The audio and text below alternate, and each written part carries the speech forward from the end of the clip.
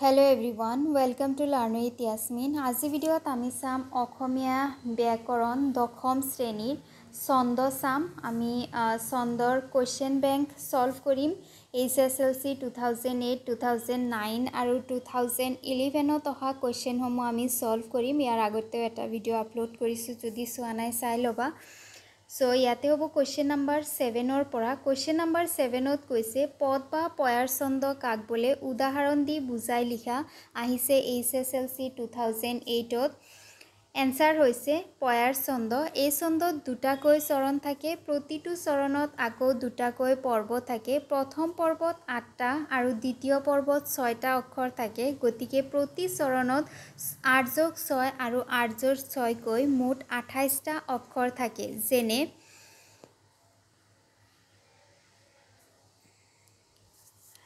প্ৰথমে প্ৰণাম ব্ৰহ্মৰূপী শতানত 8+6 আছে ইয়াতে। সৰ্ব অৱতাৰৰ কা ৰণ নাৰায়ণ, ইয়াতো আছে কি 8+6, মুঠ 28টা আখৰ আছে। এইটো এটা কীৰ্তনৰ লাইন হয় যিটো উঠাই দিয়া হৈছে। তাৰপিছত 8 নম্বৰ প্ৰশ্ন হৈছে তলৰ কবিতাফাঁকিৰ ছন্দ নিৰ্ণয় কৰি ছন্দৰ বৈশিষ্ট্য উল্লেখ কৰা। এইটো আহিছে HSLC 2009ত।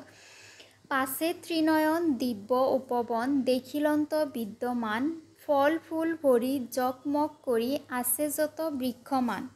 এইটো হৈছে এটা দুলাৰী ছন্দ আৰু এই ছন্দৰ বৈশিষ্ট্য নিৰ্ণয় কৰিব দিছে দুলাৰী ছন্দৰ। ইয়াত দুফাঁকি পদ থাকে, প্ৰতি ফাঁকিত 3টাকৈ পৰ্ব থাকে। প্ৰথম আৰু দ্বিতীয় পৰ্বত প্ৰতিটোত 6টাকৈ আৰু তৃতীয় পৰ্বত 8টাকৈ অক্ষৰ থাকে।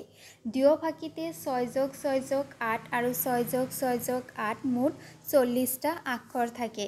তাৰপিছত 9 নম্বৰ প্ৰশ্ন হৈছে পয়াৰ বা ঝুমুৰা ছন্দৰ এটা উদাহৰণ দিয়া। 2009ত আহিছে পয়াৰ ছন্দ। প্ৰথমে প্ৰণাম ব্ৰহ্মৰূপী শতানত 8+6 সৰ্ব অৱতাৰৰ কা ৰণ নাৰায়ণ, ইয়াতে আছে 8+6। সো মুঠতে ইয়াতে 28টা আখৰ আছে।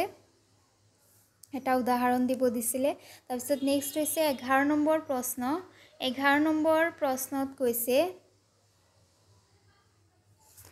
চমুটকা লিখা ক নম্বৰ পয়াৰ দুলাৰী জ্যোতি আৰু চৰণ। আহিছে HSLC 2011ত। সো আমি প্ৰথমতে চাম পয়াৰ 8+6 14। এই ছন্দত দুটাকৈ চৰণ থাকে, প্ৰতিটো চৰণত আকৌ দুটাকৈ পৰ্ব থাকে।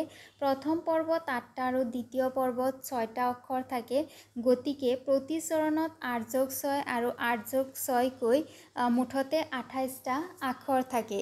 যেনে প্ৰথমে প্ৰণাম ব্ৰহ্মৰূপী শতানত সৰ্ব অৱতাৰৰ কা ৰণ নাৰায়ণ, প্ৰতিটোতে 8+6 কৈ মুঠ 28টা আখৰ আছে। তাৰপিছৰ চমুটকাটো হৈছে দুলাৰী ছন্দ।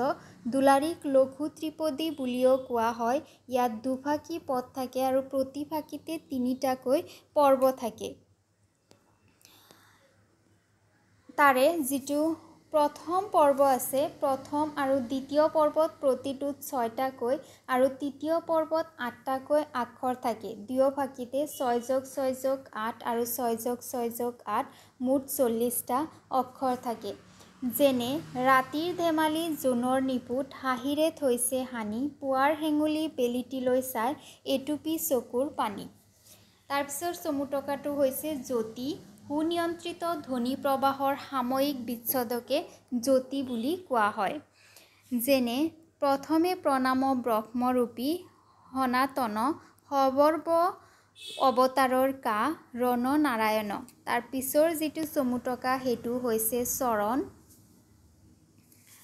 চৰণ হৈছে কেইবাটাও পৰ্বৰ সমষ্টিক একোটা চৰণ বুলি কোৱা হয়। কেইবাটাও পৰ্ব লগ লাগি একোটা চৰণ হয়।